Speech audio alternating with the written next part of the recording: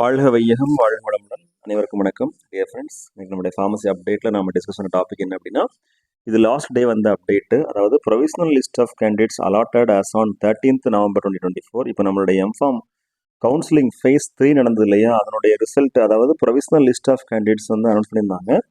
நம்ம அதை இப்போ வந்து நம்ம சேனலில் ஷேர் பண்ணுறோம். இதில் டோட்டலாக பார்த்தோம் அப்படின்னா அப்ராக்சிமேட்லி ஒரு 14 கேண்டிடேட்ஸ்க்கு வந்து சீட் அலாட்மெண்ட் பண்ணியிருக்கிறாங்க. அதாவது ப்ரொவிஷனல் லிஸ்ட் அனௌன்ஸ் பண்ணியிருக்கிறாங்க. இதுக்கப்புறம் ஃபர்தராக அலாட்மெண்ட் ஆர்டர் டவுன்லோட் பண்ணிவிட்டு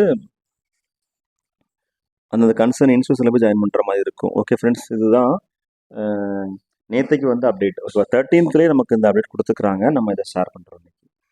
ஸோ இப்போது தேர்ட் ரவுண்ட் கவுன்சிலிங் ரவுண்டு 3 உள்ள அப்டேட் தான் இது. So as per selection committee notification படி அதில் கொடுத்துருக்க டேட்டுக்குள்ளே நம்ம போய் ஜாயின் பண்ணிடணும். 22nd கொடுத்துருப்பாங்க. ஸோ டேட் என்னன்னு சொல்லிட்டு நம்ம அலாட்மெண்ட் ஆர்டர்லேயே மென்ஷன் பண்ணியிருப்பாங்க. அதை ஃபாலோ பண்ணிக்கலாம்.